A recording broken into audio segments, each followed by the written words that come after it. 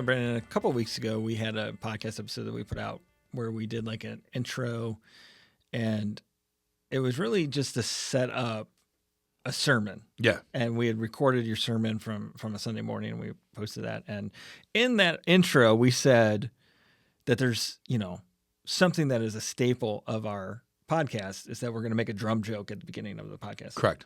But I have to ask you, and then we followed that up by saying, and this is it. This is the drum joke. This is the drum joke. Correct.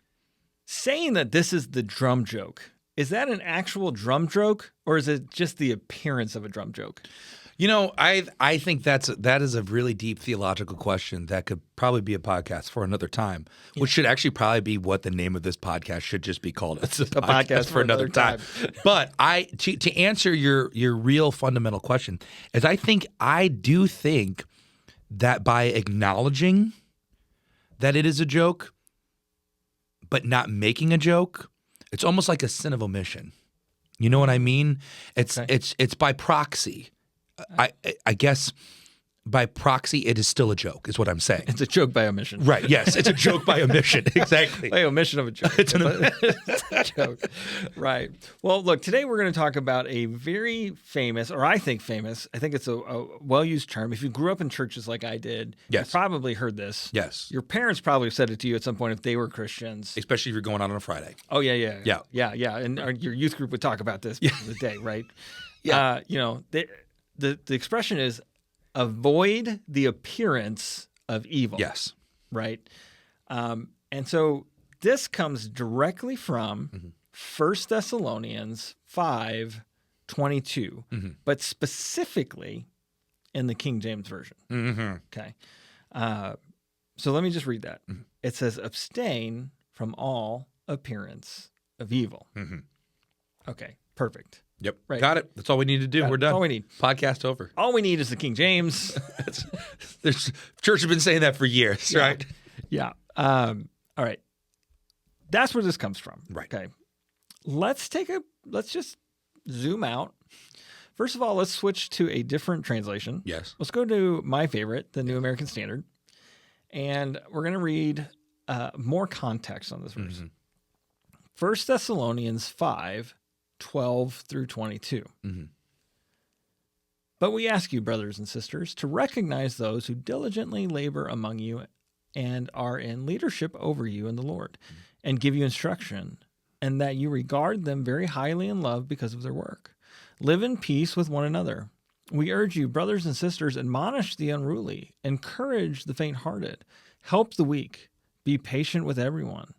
See that no one repays another with evil for evil, but always seek what is good for one another and for all people.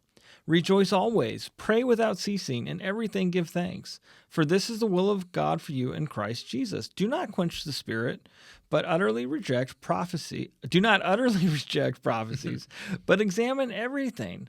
Hold firmly to that which is good. Abstain from every form of evil. Okay, so that last verse there, right? Abstain from every form of evil.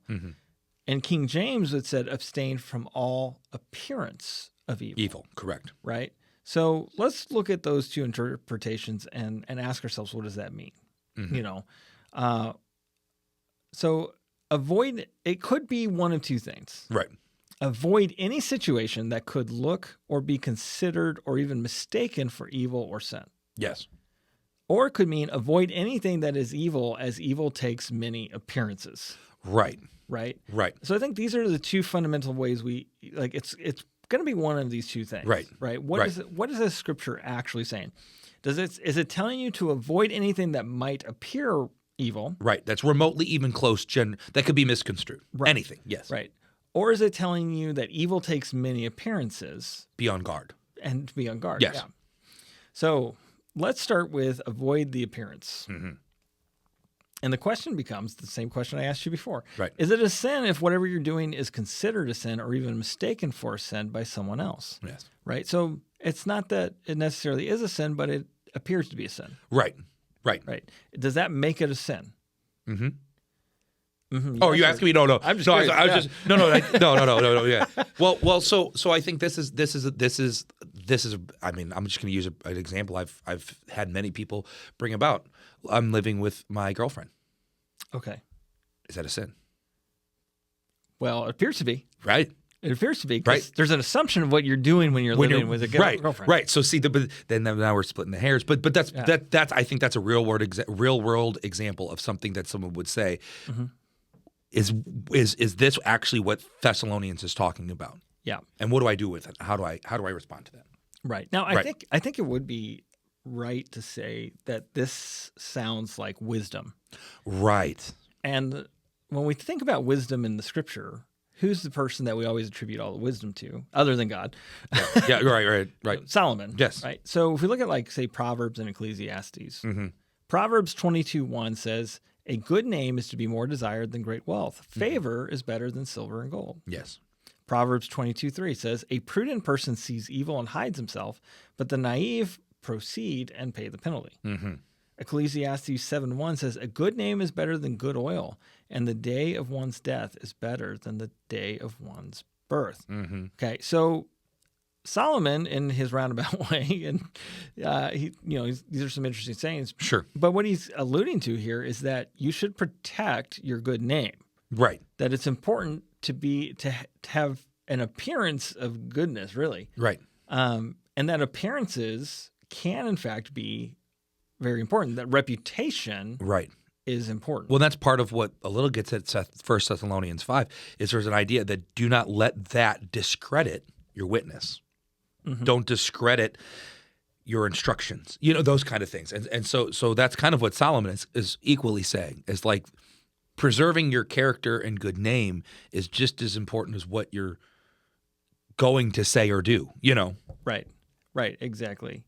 So I think as we kind of start considering this, I think what we have to do is we kind of have to look at these and ask ourselves, what is the heart of the conversation? Right. Because here's what I'm going to say. I believe, and I think it's more than just a belief here,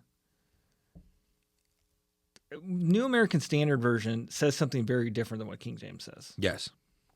And what King James says has an appearance of wisdom. Yes. Right? And I think it's even wisdom. Yes. But it's not necessarily what's being said. Right. Right? And what is actually being said is to abstain from evil. Right. Right? That what we need to do is to not give evil a place in our hearts. Right. Right? I think that's what, and when we take the whole context here, like there's even, he's going through all of these different steps of things you ought to be doing or not doing as believers in Christ. Right. One of the things he said, don't repay evil for evil. Right? He's telling us to avoid that which is sin, avoid that which is unruly. Yes. And instead do good things. Right. Recognize people, respect people, love people, doing all of these things, right? But he's not saying put on airs. Right. Right. He's not saying make an airtight alibi. Right. Sure. Right. Sure. He's saying not to partake in evil. Well, and we're going to talk about the slippery slope that is putting on airs. Right. Because whose airs, who gets to determine what the appearance is. You know what I mean? What you might not think is even remotely evil, or even so, like this, to go back to the example I use, and this is where I always start with individuals who are like, hey, is it a sin for me to live with my girlfriend? You hit the nail on your head.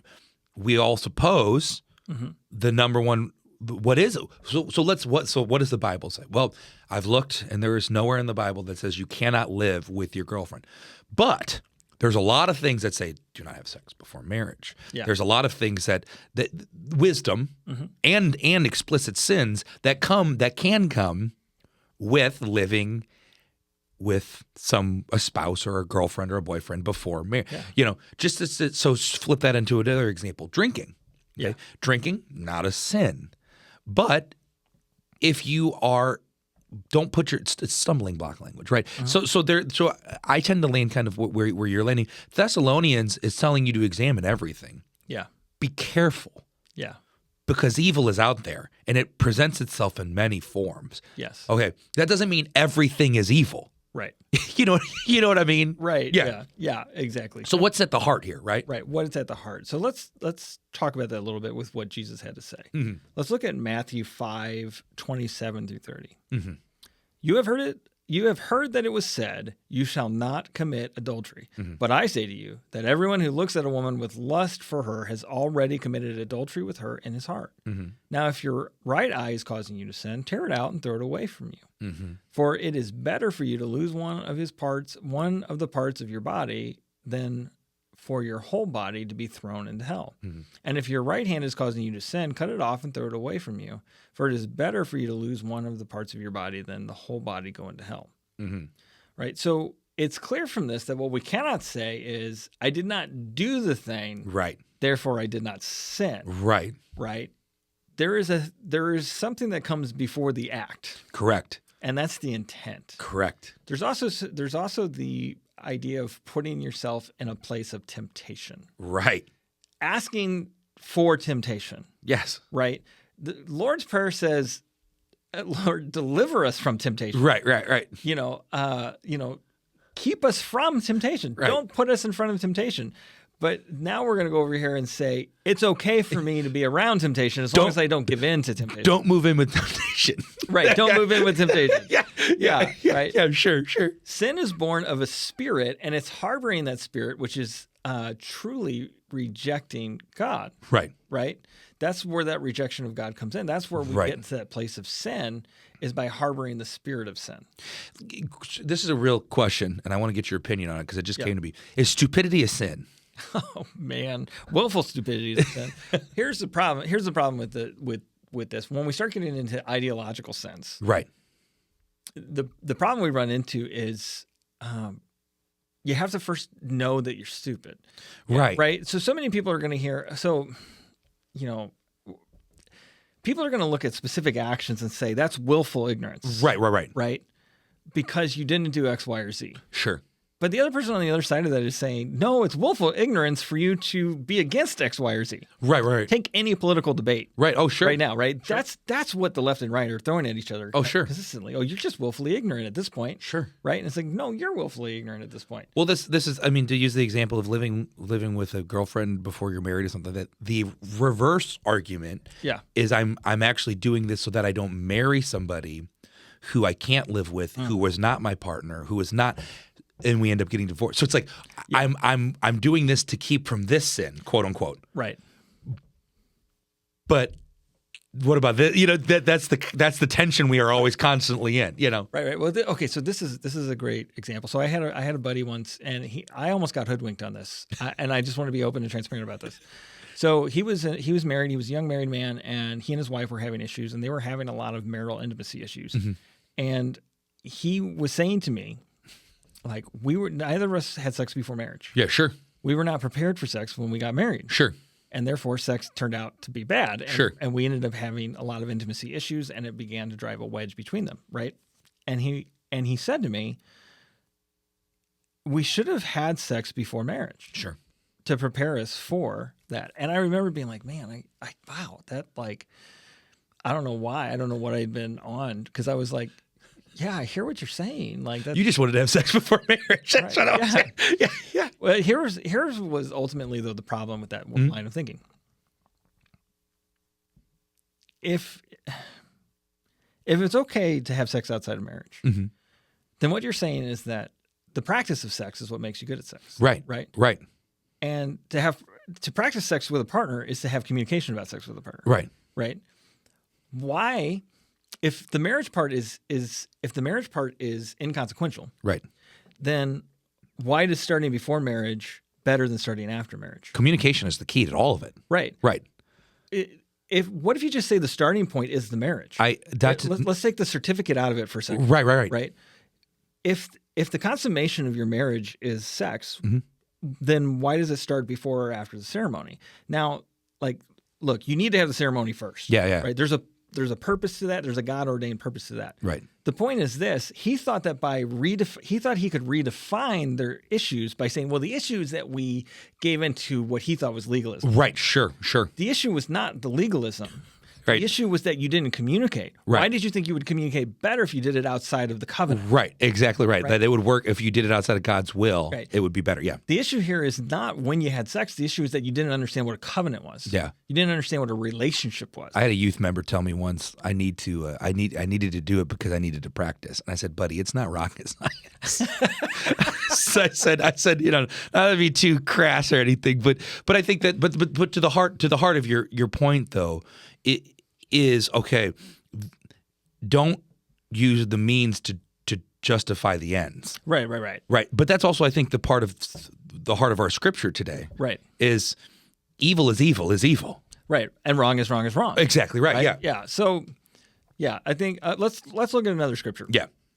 John 8:44 says this: "You are of your father the devil, and you want to do the desires of your father. Mm-hmm. He was a murderer from the beginning and does not stand in the truth because there is no truth in him. Mm-hmm. Whenever he tells a lie, he speaks from his own nature because he is a liar and the father of lies." Right. Okay, the point of this, sin comes from a nature. Right. That nature is inspired by Satan. Right. Right. To do sin, to participate in sin, and to entertain sin is to be of Satan. Right. Right. Now, I know that sounds really like, satanic panic. Sure. Sure. But it's much more practical than Good that. band name. Right? Yeah. It's a great band name. So what Jesus is saying is that the way you live is to be in submission to one of two people. Right. Him or Satan. Right. And don't trust your nature. Right. And I think that to kind of is where we've got this weaving, ongoing argument. If you're trying to justify something, whether is it sin or not sin, if your inclination is towards something, you should probably really be investigating that, right? Right. That's what Jesus is saying here. So your inclinations aren't of me. Right. My spirit is the only way to have my inclination. So what spirit's in you right now? Yeah. Yeah. Yeah. If I listen to Disney, I'd just trust my heart. That's and my heart wants some messed up stuff. That's right. Exactly. All right. So 1 John 3:15 says this: "Everyone who hates his brother or sister is a murderer, and you know that no murderer has eternal life remaining in him." Yikes. Right. So John here isn't even condemning murder. He's condemning hate. Hate. Yep. Right. And equating the two. Right. Right. So you could say, I didn't kill anybody. Right. But Right. what the Bible keeps showing us is that, but you hated them. Right. It's the same thing in the eyes of the Lord, right? Now, that's not an excuse to now go murder somebody. Because that's the other. Well, if I've already done it, I might as well. I've already done it. I've already done the deed. Or, I've already lusted. I'm going to pay. If I'm going to pay for the crime, I might as well do the time. Right. Yeah. Exactly. Or if I'm going to do the time, I might as well do the crime. Yeah. I've already lusted. I might as well fornicate. Right. I've already hated. I might as well murder. No. Right. No. Right. You're missing the point. You've missed the point. Right. Right. The point is that you should pursue what is good. Right. Right? Should we focus on what we think could be construed as evil, or should we be about pursuing what we know is good? Right. Right? Right. And I think that's where the legalism pops up. Yes. With the avoid the appearance of evil. Right? We're focused on what could be construed as evil and avoiding what could be construed as evil, as instead of pursuing what is good. Another way to put this is we're too concerned about, justifying living with the girlfriend, right, instead of pursuing a path that doesn't require any justification at all. That's where we always go is, well, so you're saying you need to do this to do the research. It sounds like to me it's really conversations you're not having. Right. It's communication that you need to be talking about. And you don't need to do this to do that. Right. Exactly. But it's the easier thing. Yeah. You know what I mean? But then it's the easier thing, but it's also the easier thing to slide into sin into. You know, and so that's the point is we should be looking not for the easier thing, but what is the good thing. Exactly. Yes. Proverbs 21:3 says to do righteousness and justice is preferred by the Lord more than sacrifice. Right? I think this is getting to that point. Do the right thing as opposed to having to atone for doing the wrong thing. Right. Psalm 11:7 says, "For the Lord is righteous; He loves righteousness. The upright will see His face." Yes. Again, focus on Him, focus on His righteousness, focus on His love, and turn your back from the things that like we said, that you're feeling in your heart, right? Matthew 6:33, "But seek first His kingdom and His righteousness, and all these things will be provided to you." Right. pursue Christ. Well, and I love how that one especially says first. Yes. Right, because I think so often what we do is we pursue our desires first and then try to find a way for our desire to match. It's not that we're trying to deny Jesus. Like, oh God, I'm not doing these things, right, God? So it's okay. Right. Rather than saying, no, hold on. First off, I'm going to start with what God wants. Yeah. Because that's where goodness and okay comes from. And so it's reversing how we normally do it. We try to let him justify what we're doing rather than doing what he. Wait, I got it backwards somewhere. But you know what I'm trying to say, Yes. Right? Yeah. Yeah, absolutely. Philippians 4:8-9 says this. Finally, brothers and sisters, whatever is true, whatever is honorable, whatever is right, whatever is pure, whatever is lovely, whatever is commendable, if there is any excellence, and if anything worthy of praise, think about these things. As for the things you have learned and received and heard and seen in me, practice these things, and the God of peace will be with you. Yes. Look, what you need to be doing is putting God's truth in front of you. Yes. You need to focus on, meditate on his word. Yes. Right? You need to be praying for things like the fruits of the Spirit. Yes. Right? Pursue good things. Yes. You won't have to worry about avoiding evil things. Right. Because guess where evil is not? Right. It's not with good. Right. Exactly it's right. It's not among the good things. Right. Pursue the good things. You won't have to worry about what appears as evil. And you can't pursue something that potentially appears evil and turn it good. You see what I'm saying? Good is always good. Evil can't turn to good. You know what I'm saying? Right. You can't take something and say, well, this could be evil, but I can turn it into something good. Right. It could be perceived as evil that I'm living with my girlfriend, but I'm going to use it for good to justify to build a strong marriage. To build a strong marriage. But the good that's not how it works. The good way to create a strong marriage is communication. Right. And so actually what you've inadvertently done is cut communication out by just making proximity equate to that. You know what I mean? We're close together. We live together. So now we don't necessarily need to talk about things. Yeah. And I see so many marriages have that issue is, well, we lived together for 15 years and we were fine. And then as soon as we got married, everything all went to, well, that's because you weren't communicating even when you were living together. That doesn't mean anything. Right. You cannot build truth on a falsehood. Right. Yeah. Right? We talked about this. We were just talking about this recently. When you get married, you're no longer have a roommate. Yeah. Right. So imagine having a roommate that becomes your wife. Right. You can't let your wife become a roommate, but you also probably should. You see what I'm saying? It doesn't work either way. Yeah. Exactly. Yeah. All right. So in this, we need to be careful of legalism. Yes. And unjust judgment. Yes. Right. So we should not put on an appearance of evil. Right. We also shouldn't put it on airs. Right. We should pursue that which is good. But we need to be careful about legalism and unjust judgment. Yes. Right. So let's dig a little deeper into that. Romans 14:14-20. Paul says this. I know and am convinced in the Lord Jesus that nothing is unclean in itself. But to the one who thinks something is unclean, to that person it is unclean. For if because of food your brother or sister is hurt, you are no longer walking in accordance with love. Do not destroy with your choice of food that person of whom Christ died. Therefore, do not let what is for you a good thing be spoken of as evil. For the kingdom of God is not eating and drinking, but righteousness and peace and joy in the Holy Spirit. For the one who serves Christ in this way is acceptable to God and approved by other people. So then we pursue the things which make for peace and the building up of one another. Do not tear down the work of God for the sake of food. All things indeed are clean, but they are evil in the person who eats and causes offense. It is good not to eat meat or to drink wine or to do anything by which your brother or sister stumbles. Right. All right. Paul highlights here that not everything you think is sin is actually sin. Right.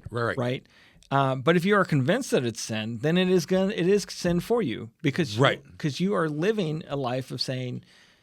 Right. You're essentially reaping the fruit of actively sinning. Right. Yeah. Right. Even if what you're doing is not a sin because you're convinced it's sin. It's right. Your own conviction in of itself makes it. Yes. You're heaping condemnation on yourself that way. Right. Yes. So that's why you have to be careful about legalism. This is a sign that you lack maturity, but those who are mature should still bear with their brothers and sisters that are not. Right. Right. So I think this is something that we have to consider, like, when we say something like, well, look, it's drinking alcohol is not a sin. Right. Being drunk is a sin. Yes. Right. One person might be an alcoholic. Yes. One person might fervently believe that it is a sin to drink alcohol. Right. Should I flaunt my freedom in front of them? Right. No. No. Yeah. No, that is not maturity on my part. Right. I can't be like, I am mature because I can have a sip of this whiskey. Right. Sure. No, Yeah. That is just as immature Right. as believing that it's a sin. Right. And it lacks wisdom. Right. Right. If we love our brothers and sisters, we should prefer them. And we should avoid making them stumble. We can have conversations, but we should avoid arguments. Right. The good thing is to help. That's what he's saying. The good thing for you to do is to help your brother or your sister and not cause them any stumbling. That's the good thing. Yeah. The bad thing, however, isn't necessarily the drink, right? Yeah. Don't get confused. You see what I'm saying? Like, and I think that's where a lot of legalistic people get confused, is the good thing is helping your brother or sister. Yeah. The bad thing is causing them to stumble. Yeah. Not the drink itself. You see, not the tool for what. So for example, you might be able to have alcohol and consume it and have no issues whatsoever. And there may be someone next to you who can't. Okay, well you abstain for their benefit, because that's the good thing to do. Yeah. Okay, let's say you have someone who doesn't struggle with alcohol and you struggle, or you don't struggle with alcohol either, but they struggle with something else, and you or both are drinking together, and then that leads to you see. Yeah. So you have to look at what is good. What it's not the instrument of bad is not. It's like money, right? Tommy and I talk about this all the time because we usually do money sermons. So he's the one who I'm always doing the money sermons with. Is money is the root of evil? It's not evil. Right. It can be evil if the tool is used improperly. Yeah. That's all. That's everything. Yeah. And that's Paul's point: is everything can be used improperly. Right. But that doesn't make them all evil. Right? Everything is actually good in and of itself, So I think that's important for us to understand as Christians when it comes to this idea of avoiding the appearance of evil. We do have to be careful to get to the real root of what is truly evil about this. Yes. Yes, absolutely. A couple quick more verses from Paul here. Galatians 5:1, it was for freedom that Christ set us free. Therefore keep standing firm and do not be subject again to a yoke of slavery. Right? So don't put undue laws on yourself, right, to show your righteousness, right. Romans 6:1-2 says, what shall we say then? Are we to continue in sin so that grace may increase? Far from it. How shall we who died to sin still live in it? So again, we see here, even though we have freedom, we don't have freedom to sin. Right. But not everything is sin. Otherwise, there would be no freedom. Did you know what we're saying? Right. Yeah. And so, as we kind of work through that, and as we kind of talk about some of these things, and we look at some of these examples, I think the question that we have to ask ourselves is, how do we know what is sin and what is preference? Right. Exactly right. So I think a great place to start would be let me start with highlighting something we've talked about before. There are 3 types of law in the Bible. Right. Okay. First of all, we've said this before. Actually, one of our most viewed shorts was this statement. Sure. The Bible is not a list of do's and don'ts. Exactly right. It's not. Yeah. It's a collection of 66 books. Right. Of different types of literature. Yeah. That illuminate how to live. And there are laws in it, but there are different types of laws that were designated for different times and places. Right. So there are 3 specifically. There are moral, ceremonial, and civil. Yes. Right. Now, the moral law is God's law. It never changed. For all people. It never changes. God's morality never changes. Right, yes. God will never change his morality, period, end of story. If he called it immoral at the beginning, it's still immoral Right, today, exactly right, yeah. And we see that because a lot of people will look at the moral laws in Leviticus and then try to conflate them and compare them to other types of laws in Leviticus. Right. Well, that's what's funny. I'm going to use a funny example of this.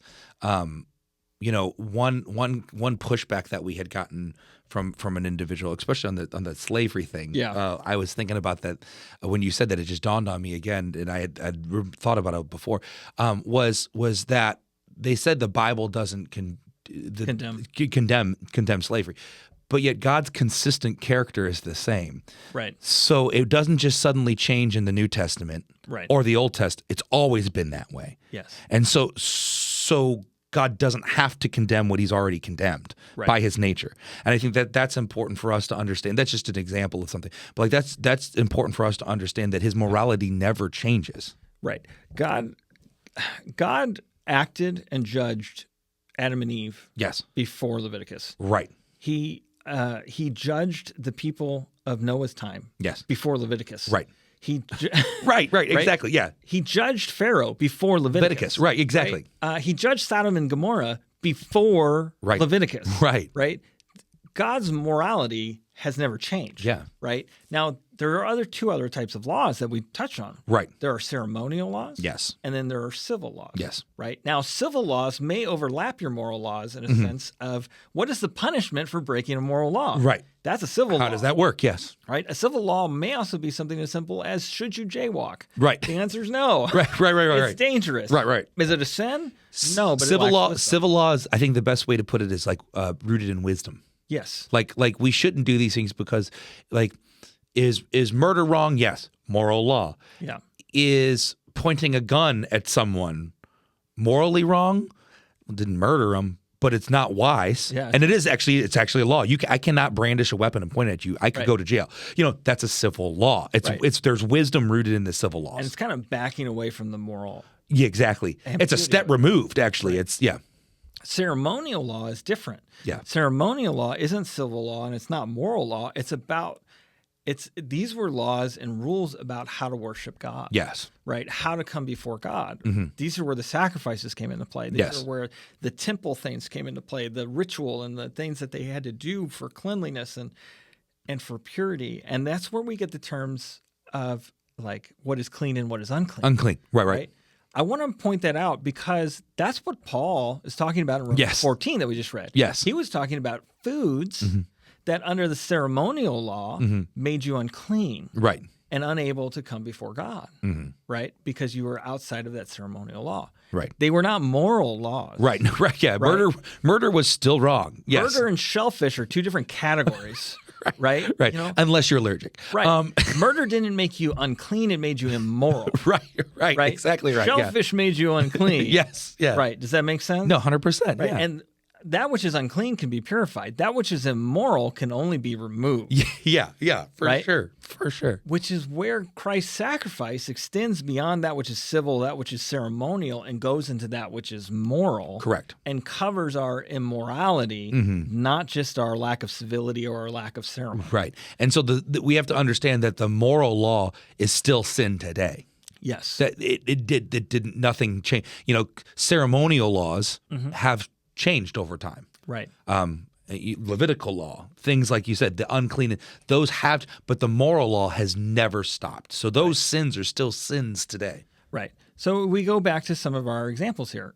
Is it immoral to have a sexual relationship outside of the confines of a marriage of a man and a woman? Yes. Yes, it absolutely is immoral. Yeah. So if you move in with your girlfriend, the idea is that you have put yourself in a position to act immorally. Exactly right. You have made it hard for yourself to not be immoral. Right. This is where the King James versions of Thessalonians translation is wise. They avoid that appearance because you've put yourself now into the position to where you can break the moral law.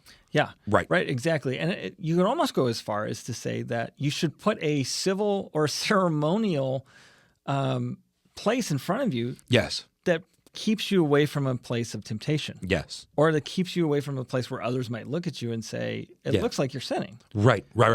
Does that mean you sinned? No.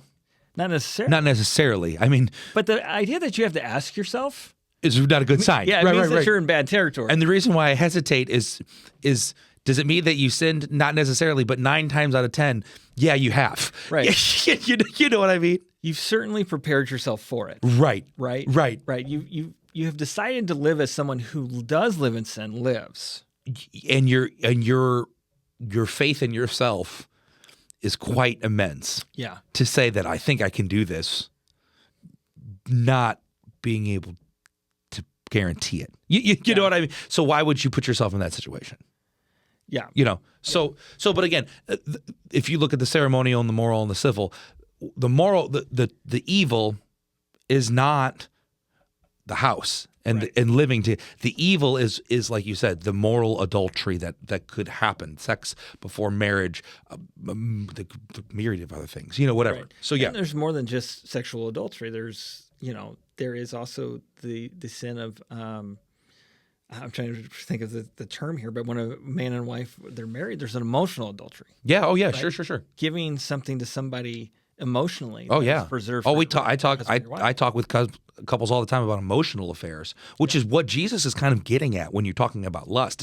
Is you're playing it out in here, and even between that person in an inappropriate way that is not leading to anything godly or good. But I think to summarize what you said, I think the most important thing is to go back and say, if you have to try to justify it, you're probably good is not hard to justify. Right. Good is not hard to justify and requires no defense. Right. That doesn't mean that there aren't places. So you and I have had this conversation before about different types of fallacies. Yes. Like a genetic fallacy, per se, right? So the genetic fallacy is when you judge something based on its roots, not on how it's actually being utilized today. Right. This is where we end up in a legalism sense of like, well, that looks evil to me, so you need to clean it up, right? I think about, it's really easy to think of this in a sense of being like a teenager in a Christian household, because it's like, well, don't listen to that devil music. Right. Because rock and roll leads to dancing, which leads to sex. Right. Yeah. Okay, legalist much? Yeah, right. Sure. But you know what? Rock and roll does lead to dancing, and dancing does lead to sex. Right, yeah. Right? Like there is, in fact, most dancing that we see exhibited today, as opposed to, say, maybe the dancing that was first accused of in, say, the 60s, is simulated sex. Right. Put on MTV, or, well, you're not going to actually catch a music video on MTV. No. Put on VH1. Yeah. And see how they dance in that and ask yourself, what does that look like? Right. For sure. Now, again, there is this fine line of appearance. Well, I think it's funny you use that example, because actually when you said rock and roll leads to dance, I'm thinking most of the rock and roll I listen to leads to, if anything, domestic violence, because it's mosh pits, and there is nothing sexual about these dancings. There's bloody noses in the music I'm listening to. Most of the rock and roll I listen to leads to you standing in the corner going, yeah, this is good. Exactly. Leads to a lot of head nodding and shoegazing. This is good. This feels good. But kind of a little bit to your point of this idea, and Carly and I and our family, we've had this, is the music doesn't matter.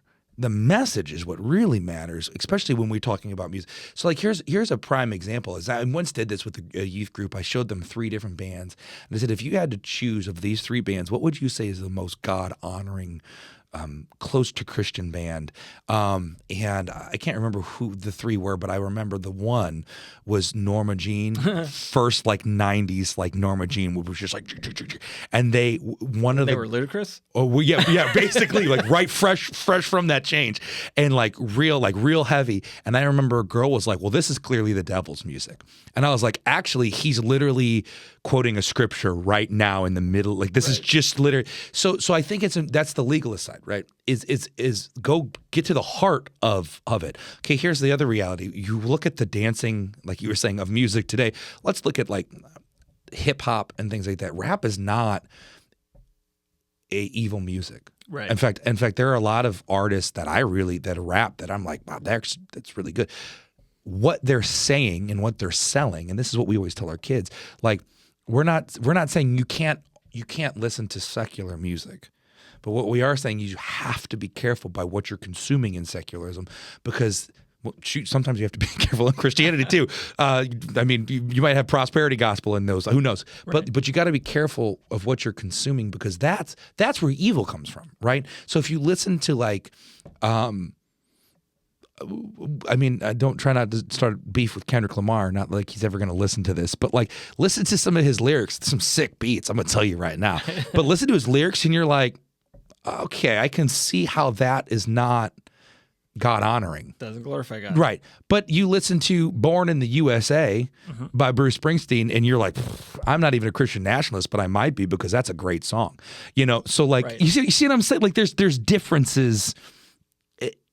It's not all good and not all bad. That's Paul's point. Yeah. Get to the heart of it. And when you finally get to the heart of it, then you'll be able to say, I don't have to justify why I listen to, I don't know. What's a good one I would have to justify? I don't know. I don't really listen to anybody I feel like I'd have to justify. Forrest Frank probably. Forrest Frank, yeah, you know, I don't have to justify Forrest Frank. Although maybe today he's been picking lots of fights with folks lately. But yeah, you know, that's the point though, is you don't have to justify it. You don't have to struggle to do it. Right. Whether Forrest Frank is hardcore music, rap, or samba jazz, like that doesn't matter. Yeah. The music is not inherently evil. The question is, what's his message? What's the message? What's the intent there? Right. And not just intent, because the road to hell is paved with good intentions. Right. But I think so Jesus says this, right? He says that it's not what you put in you. Again, he's talking about ceremonially what you're eating. Right. That makes you unclean. It's Right. what comes out of you. Yes. Right. Yes. It's what you say. Yes. And that's where the sin comes from. Right. Right. Right. It's what you do. It's what comes out of your heart. Right. So it's not necessarily what you're listening to that makes you unclean. Right. It's what you do with what you're listening to. Oh, for sure.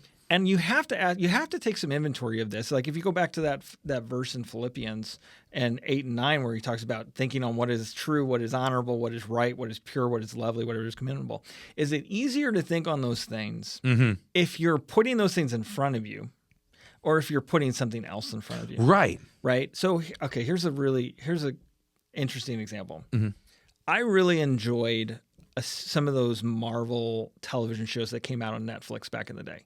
Oh yeah, sure. Not the newer ones as much, but some of those older ones. Sure. Like Daredevil, yeah. Back, awesome. yeah, for sure. You know, and the Punisher. Yeah. I really liked when they brought in the Punisher. Oh, yeah. I thought they did such a great job. They did a great job with him. Yeah. Right. Here's the issue.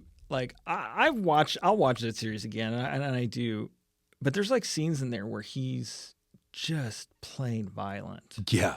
And like, there's a part of me that's like, yeah, but it's a just violence because he's they're bad people. These are bad people, right? Yeah. But what am I more excited about? Right. That sick violence, Right. right? Like there's, like, oh, Daredevil is has a great conversation about trying to do what is good in a world that is evil. Right. Well, he's a devout Catholic. Right. Yeah. And his whole devil costume Right. is about like trying to marry this concept of vengeance and justice. Right. Right. And trying to figure out where his place is Right. in this world that doesn't want to abide by the rules. Right. Right. But let's be honest, the reason I love it is because, and I think it's episode 2, there's this fantastic fight scene that's a one shot that's in a hallway that's just sick. And he's just laying dudes out and breaking legs and arms and stuff, right? Yeah. Like, why am I bringing this up, right? Right. The point is, the more I'm focused on that, the more of that I feed into my life, Sure. the more I tend to appreciate violence. Right. Well, Right. what you end up finding yourself celebrating is lack of self-control and things that aren't of the spirit. You know what I mean? Like, Right. like the best parts are when Daredevil loses his temper with people, Right. and like goes full Daredevil and he's Right. flipping. Yeah. Right. Or how, gosh, I love how the Punisher and how Frank Castle, Yeah. once it's identified, you're the bad guy and I'm the good guy. Yeah. He's no holds barred. No. Yeah. He's not negotiating. There's no place for compromise. Yeah. There's with no him, grace right? with him. Wow. Yeah. There's a sermon in that somewhere, right? Sure. But try to understand, I'm trying to get a sermon out of a guy literally murdering people. Right? Right. And I'm Right. taking, and like, oh, this is such great imagery. Is it? Right. Now, look, I'm not saying Right. Clearly, I'm not saying don't go watch television. Sure. Don't, find these things. And my point is, what are you focused on? Right. What are you feeding into? What are you cultivating in your heart? Right. What are you thinking on? Right.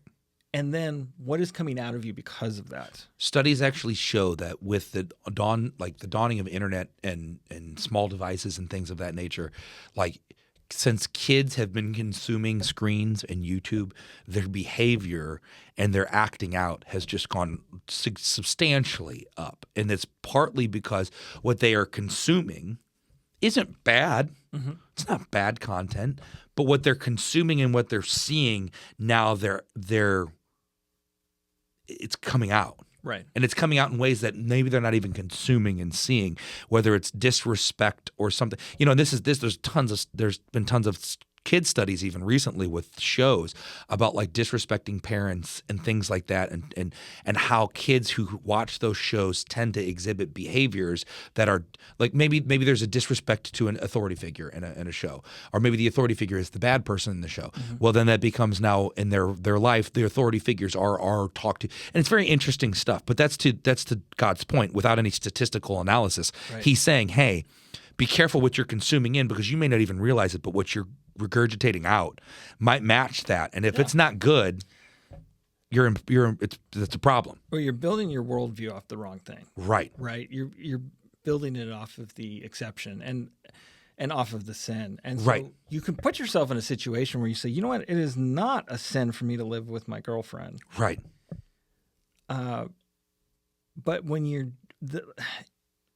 do that, you're putting yourself in a position to sin. Yes. And that's really what we're And so is that wisdom? And if it's not wisdom, would you really want to do it?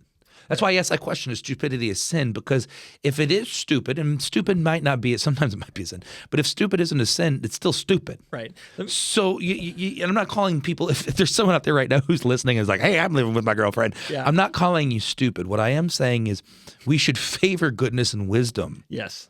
And that's what comes in. And so say you are in this situation and you're stuck in this situation. You say, well, what do I do? Well, there's a lot of things you can do. Yeah. The Bible says flee from it. So how do you flee from it? What does that look like? Well, I'm not going to be like, all right, girl, you're kicked out. I'm kicking my girl. Right. But they're staying on couches, things. I mean, I'm just saying, like, there's. Well, what about finding somebody else to live with you? That's what I was going to say. Yeah. Why not get somebody that's there to be with you? That's the very least. That's like the kind of, exactly right. Yeah. Yeah. To lessen the appearances of evil, not because they're evil, but because the opportunity for evil becomes less. Right. There is a very real financial situation that has occurred when you've moved in with somebody. Yes. Right. You are in it. And yes. it is difficult for you to figure out. Here's a thought. Maybe just get married. Yeah. Yes. Yeah. Right. But yeah. There are things you can do to change that situation. Right. Let me give you another example, and I want to get your take on this one. This is so this happened to me when I was in college. Mm-hmm. I was the assistant to the dean of men at Christ for Nations Institute. Our secretary, Brindy, I've not spoken to her in a long time. Fantastic person. So at that time, I'm a young man. She's only a little bit older than me. Mm-hmm. She's married. She has kids. Mm-hmm. And we needed new furniture for the office. Yeah. And she says, well, we're supposed to go. This is our job. Yeah. We're supposed to go get the furniture, bring it back, and put it together, assemble it. This is part of what we're doing. And she said, okay, well, let's go. I'll drive. I said, great. So we hop in her car. We drive up to the Office Depot. We pick up the desks that we needed. We come back. I'm helping her load the desks. We come back. We unload the desks. We put them together in the office. Yeah. Problem solved, right? Right. No thought. Sure. I get a phone call from the assistant to the dean of families. Right. Hey, Tim, I just wanted to talk to you. I saw you and Brindy leaving the office together. Mm-hmm. And it was just the two of you, and you were both in the front seat of her car. Mm-hmm. I said, yeah, we went up to the store because we were supposed to pick it. This is our job, yeah. Like I worked up until that point, and only worked for secular companies. I worked for Kmart and yeah. And like if I had I on a number of occasions had to work alone with women. Right, yeah. Because we were working. It was a job, right? Mm-hmm. And nothing ever seemed out of place with that with me. Sure. But his thing was this: you're on a Christian campus now. Mm-hmm. You're in the men's department, and here's you and a married woman driving away together by yourselves. Yes. Yeah. Mm-hmm. think of what people will say. So, well, what are they going to say when we return back in 20 minutes with a desk? I think, like that was the Tell way. them to keep watching. Yeah. And so in that moment, I had to make some choices on how I was going to approach that. Sure. And what I did with him was I said, I really appreciate you bringing that to my attention. Sure. I'm going to do my best to look more at that and what people might think about certain things. Sure. And I appreciate you. I appreciate you telling me and not just talking about it behind my back. Sure. I think that's important. That is very important. Right? Yeah. And he was like, okay. Now, look, I said it very politely. His tone was not as polite as I made it sound. Sure. But I know it's what he wanted it to be. Right. And then I went out and I talked to our boss, the dean of men, and I talked to her, and I was like, hey, I got this call from so-and-so. This is what he said. She got mad. She was livid. Yeah. Because she was like, how could you just assume that? Or Right. why would you even think that? Or, Right. And Sure. I was like, well, he didn't technically think it. He said that people might think it. Sure. Right. And the dean of men, I love this guy so much, but he was like no help at all because he just laughed. He just thought it was the funniest thing. Yeah. Right. Yeah. Oh, yeah. But in the middle of that, I had to take a stand for something. I had to go one way or another. And say, okay, well, this guy over here is telling me basically I'm putting on the appearance of evil. Right. Yeah. This person over here is mad that he would even suggest it. Right. And this person over here is just pretty indifferent about the whole thing together, right? Sure. Yeah. And he's the one who told me to go buy the desk. Yeah. You know what? It's his fault. Yeah, that's you right. need to call him and talk to him about Yeah. it, right? But like in that moment, what I ended up doing is ultimately was saying, okay, Brindy, I agree with you.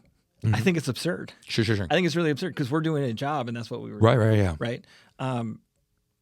I'm not going to go argue with my brother about this. Right. I'm not going to go have this argument with him in this time or over this context. Right. Instead, what I'm going to do is thank him again for looking out Right. for us and our well-being. And I am going to be more cognizant of different scenarios. Yep. Not because what we were doing was wrong, but because somebody, even well-intentioned, might insinuate that what we were doing was wrong. Right. And is that fair? Not necessarily. Right. But I feel like we maintain credibility in our positions by approaching it this way. For sure. And that's the way I approached it. For sure. And it really never became a conversation again because there was never a moment where he saw the two of us alone again. Sure. And not to say that there may have, Sure. I don't know that there wasn't. Sure. Heck, we're alone in an office all day together. Right. Maybe we should be thinking about that. Yeah. Granted, there's windows on the and all that, but Sure. By all appearance, I listened to what he had to say. Right. Yeah. At the same time, I knew that there was no sin involved. Right. So, should we as Christians, again, should we be fighting that fight? Because this one's a little bit more ambiguous than, say, living with your girlfriend. Well, yeah. Well, so I think the real question that you say is fighting the fight, right? I think you handled it in the best way possible, which is I'm going to receive what he said, even though I'm like, that's ridiculous in the aspect of nothing happened. Anybody who says that really probably should check their heart more than my heart. But also I am going to learn and make some, for example, I am a firm believer in the Billy Graham rule. As some people don't know, Billy Graham rule is you don't drive, blah, blah, blah, blah, blah, blah, blah. But there are certain situations where it's just unavoidable and things like that. So so finding ways to make it let my wife know. Things like that if need be. And I actually don't. I really don't have this issue because even when I'm here by myself with Carol, I'm waiting for somebody to show up. So Carol's my secretary. There's usually someone coming in to do something for me or with me or whatever. So I think there's the response is I need to be cognizant. Okay, but I don't need to get so hung up on the appearance that I can't do my job. Right. I can't, for example, if you are in the hospital and you're dying in the hospital and I don't have a car that day because, or let me flip this. Let's say I'm here, Carol's here, she doesn't have a car today. her husband gets rushed to the hospital, I'm not going to say to her, Carol, I'm sorry, you and me can't go in the car together because you're a female and I'm a man. That my job is to, I'm her pastor. I'm not her pastor, but I'm her pastor too. I'm a pastor figure to her. So you have to think the inverse is also true, right? What will other people think if I do this? What will people think if I don't do this? What does that say about Christians if I don't do these things? Right. And I think that that's where you have to find it is, but there's always a better way. And that's what you got to think. It's so like, okay, so maybe next time we go, we grab a third party to come with us. Like, hey, we're going to pick up this couch. Can you come with me? Maybe next time we go, we call our spouses and both let our spouses know, hey, like, and you don't have to make it awkward. Just be like, hey, I'm gonna call my wife real quick and let her know we're heading out, just so if she shows up, she knows where I'm at. Yeah. Okay, hey, you know. Yeah, this day and age, we could text. Back then, we didn't. You know, you couldn't. I know. Yeah, and Billy Graham couldn't do any of that. Right. You know, and so like, and when I do take like my secretary out for like an appreciation or something like that, usually take her out with I'll just say her name, with Kitty, because Kitty's always around helping. Yeah. So I take them both out. So it's not just one, you know what I mean? Like, so or I take, like, for example, when we take new people out, I don't take a wife out or a woman by herself. I'll take my wife with her. Right. You know, so there's just little things like that. But again, when it comes down to, can I, in that moment, can I, if I have a job to do, like, don't let, that's Paul's point, is don't let it interfere with your witness. Right. Both positive or negative. Right? Because like you could have been super in that situation. I think you handled it the right way. You could have been in that situation where you had to get the couch. If you were really thinking like that guy, you could have said, sorry, we can't do this. I can't take you. And she's like, what, you don't trust me?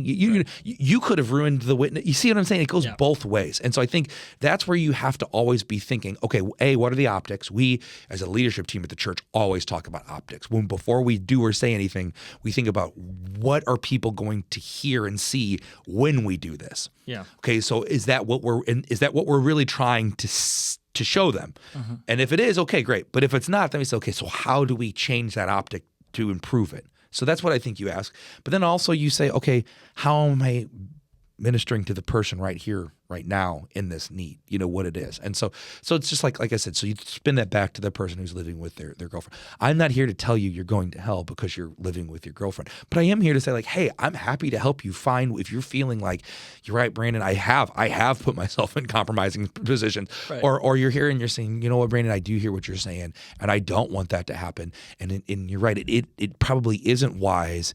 And how can I help? You know, that's where we as Christians have to say, we're here to help. Right. Don't be so self-righteous that you say you're a sinner. Right. You're in an evil. I'm not going to help you get out of your evil. Right. You know? Right. Don't point out the appearance if you're not willing to help change it. Right. Exactly right. Exactly. Right. Like in that conversation with you, that guy probably should have said, hey, Tim, if that happens again, call me next time, man. I'll come with you. Yeah. He offered me no solutions, just criticism. Yeah. Exactly. Yeah. Exactly. Yeah. No, I think that's good. And you know, I think at this point, I think we've had a good conversation about this. Right. Again, a lot of what we do here is have a conversation. Yes. We've touched on points. We've looked at some scriptures. Right. We maybe haven't given you a clear-cut answer about specific things in your own life. Right. Right. That's because we're not having a conversation with you. We're having a conversation that you're listening to. And the Spirit will do that for you. Right. If you just rely on the Spirit, He'll tell you what is good and bad. Yes. Additionally, though, make sure you're in a community. Yes. Where you can have these conversations with them. Like I can bring that to Brandon and say, this is what happened. Was this where was that? Right. What does this look like to you? You know, and we can do that and we can help each other in those scenarios. Sure. Yeah. For sure. So that way, if you're somebody that's out there saying, you know what I don't like? I don't like drums. Ugh. Well, we're not going to help you with that. I'm sorry. That's one place. Find a community. Yeah. That can help you see that drums are not evil. Yes. But maybe the way you've appeared, looked at them as evil. Yes. You're the problem. You're the problem.